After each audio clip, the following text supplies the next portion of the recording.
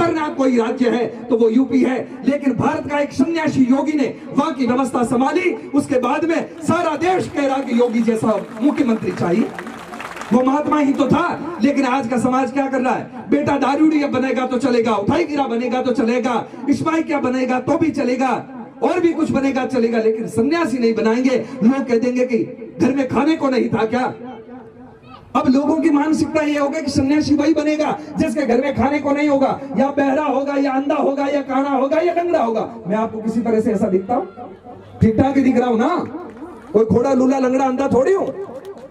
सन्यासी वही हो सकता है जो स्वयं के हृदय को वज्र की तरह बना करके देश के लिए लड़ना चाहता है, जीना चाहता है, वो देश को खड़ा भी कर सकता है। आप कहोगे कि सन्यासी क्या कर सकता है?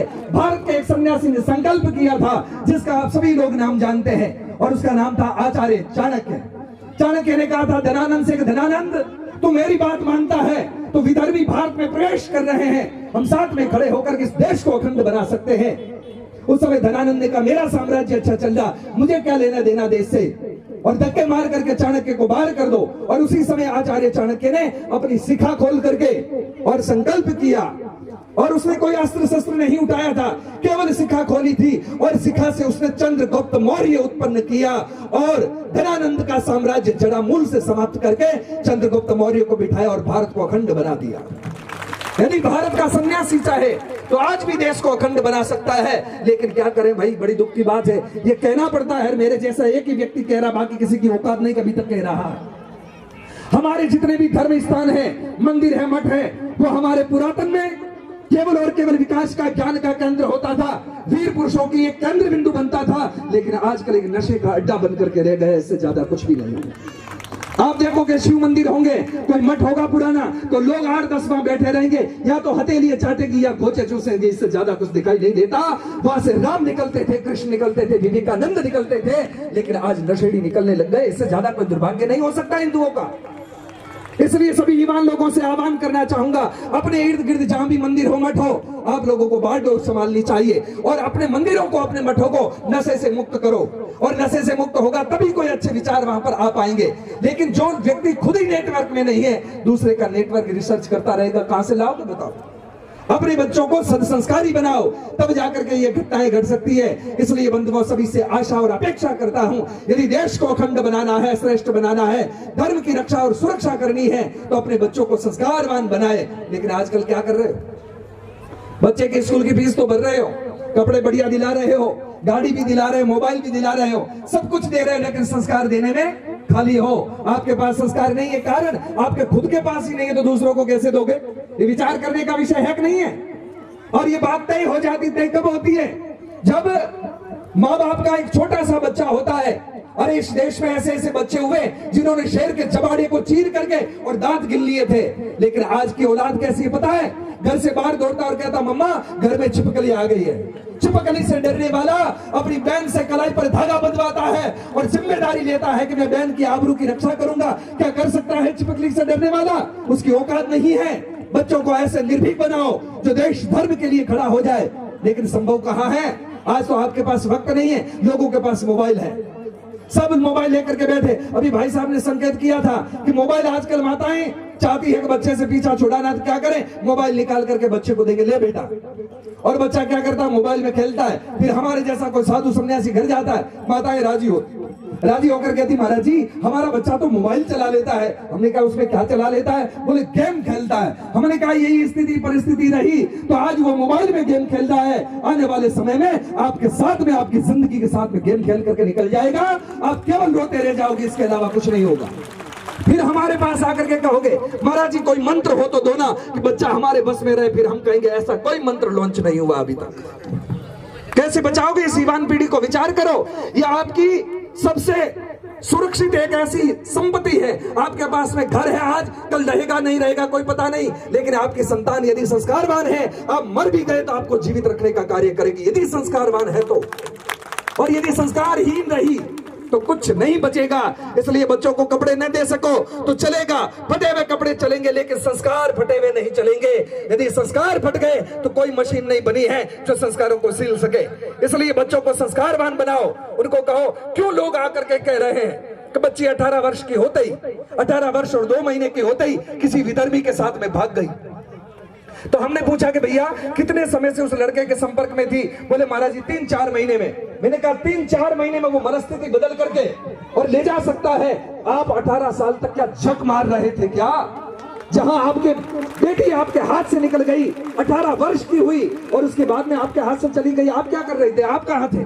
तब एक ही बात समझ में आती है, हम तो मोबाइल में घुसे हुए पड़े थे, चैटिंग और सेटिंग से कभी बाहर ही नहीं निकले जिससे बच्चों को बचा सकते थे। आज यही हो रहा है, जिनकी खुद की औलादें बड़ी बड़ी हो रही है वो खुद किसी के साथ भाग रही है। कहां चरित्र बचा? विचार करो। ये सबसे बड़ी विडंबना की बात है साथियों। इस विषय पर चर्चा करनी चाहिए, इस विषय पर चिंतन और मंथन करना चाहिए। 18 साल की बेटी भाग रही है क्योंकि माँ बाप की स्थिति हम बताएं, आपको बुरा तो लगेगा, लेकिन आज की 80-90 वर्ष की माताएं हो, पुरुष हो, वो क्या कर रहे हैं पता है? रील बना रहे हैं। और यहाँ बैठे सभी के सभी वही कर रहे हो, कोई नई बात नहीं है। और ऐसी रीलें बन रही है, कपड़े उतार करके, गालियां बोल करके, और उसके बाद में इंस्टा पर अपलोड करके कहते हैं लाइक कर देना। 90 साल की उम्र में लाइक करवा करके क्या करोगे? काम तो बिल्कुल नालायक था और आप चाहते हो कि आपको फिर भी कोई लाइक करे। इससे बड़ी क्या बेवकूफी हो सकती थी? जिस उम्र में माला हाथ में होनी चाहिए थी उस समय मोबाइल लिया और उसका यह कारण हुआ इतना बड़ा एक विस्फोट हो रहा है कि आने वाली भावी पीढ़ी बर्बाद हो रही है। कैसे बचाओगे बताओ? आपके पास कोई उपाय हो तो हमें बताओ। हम तो एक ही सोचते हैं, शास्त्र जो कहता है उस बात पर चलेंगे तो आज भी धर्म बचेगा, आज भी हिंदू बचेगा, आज भी राष्ट्र बचेगा, आज भी मंदिर बचेंगे, आज भी तीर्थ बचेंगे। लेकिन यदि धर्म को छोड़ दिया, शास्त्र को छोड़ दिया, कुछ नहीं बचेगा। और आज हम लोग स्वयं लोगों ने, पहले लोग जब जाते थे तीर्थों में तब क्या करते थे? जहां तीर्थ की सीमा प्रारंभ होती थी वहां दंडवत करके और अपने पास में जो भी ऐसी कोई वस्तु होती, जैसे बीड़ी पीने वाले लोग होते वो वही रख देते थे, जूते छोड़ देते थे, दंडवत करते थे, तीर्थ में जाते थे कि नहीं जाते थे? लेकिन आज की स्थिति क्या है? हर आदमी पहले दंडवत करते जाते और वहां जाकर के पंडित जी से पूजा करवा करके बाद में स्नान करते। आज हो क्या रहा है? आज जितने भी हमारे तीर्थ है, सभी तीर्थों में आदमी सबसे पहले होटल सर्च करता है। और होटल में क्या है? होटल में तो टोटल होता है, फिर कहने की कोई बात नहीं, आप सभी समझ रहे हैं इशारे में। वहां होटल भी खिलती है, विदेश की लड़कियां भी आती है। हमारा सनातन धर्म ये था, ये भोग भूमि बन गई है जहां योग भूमि हुआ करती थी। क्योंकि उसका कारण हमने केवल पैसा ही देखा, संस्कारों की तरफ नहीं देखा। यदि धर्म और संस्कार की बात करते तो होटलें तीर्थों में नहीं होती। आज ये स्थितियां हो रही, फिर भी धर्म बचेगा कैसे? बचेगा। अंग्रेज आकर के मांस खा रहे, शराब पी रहे, पुष्कर जैसे तीर्थ में, हरिद्वार जैसे तीर्थ में, प्रयाग जैसे तीर्थ में, और हम कह रहे संस्कार समाप्त हो रहे हैं। ये किसकी देन? किसको जाकर के शिकायत करोगे? किसके सामने रोओगे? ये हमारी स्वयं की जिम्मेदारी है। हमने अपने बच्चों को संस्कार नहीं दिए, इसलिए ऐसा हो रहा है। संस्कार देने पड़ेंगे। बेटियों को सुनाना है, बेटों को सुनाना तो 2 बातें याद कर लो। बेटियों को कहो कि बेटी, इस देश में ऐसी भी बेटी हुई जिसका पति मर गया था, छोटा सा एक बालक है, और उसके द्वार तक अंग्रेजों की सेना पहुंच गई थी आक्रमण करने के लिए कि इसका पति मर गया, कमजोर हो गई है, इसको साम्राज्य को, झांसी को हड़प लो। और उसी समय आकर के कहा सेनापति ने, महारानी क्या करें? महारानी लक्ष्मीबाई ने अपने पुत्र को अपने पीठ के पीछे बांधा, 2 तलवारें ली, हाथ में घोड़े पर आरूढ़ हुई, घोड़े की लगाम दांतों में दबाई, दोनों हाथों में तलवारें लेकर के इस देश की बेटी, इस देश के हिंदुओं के लिए लड़ती रही और अंग्रेजों को भगाने का कार्य किया। आज बेटियों को ये बातें सुनाई होती तो क्या हमारी बेटी गाय का दूध पीने वाली, गाय का खून पीने वाले के साथ भाग सकती थी क्या? बिल्कुल भी नहीं। लेकिन ऐसे संस्कार देने में पूर्ण विफल रहे, इसलिए ऐसी दुर्घटनाएं घट रही है। यदि बेटा है तो बेटे को कहना था कि बेटा, केवल पल्सर से और बुलेट से काम नहीं चलेगा। बेटियों को भी कहो, कहते कि बेटी यदि पास होगी तो आईफोन दिलाएंगे। क्या करेगी वो? उसी से किसी लड़के को फोन करके भागेगी या फिर उसी पल्सर पे बिठा करके ले जाएगा। इससे ज्यादा क्या हो सकता है?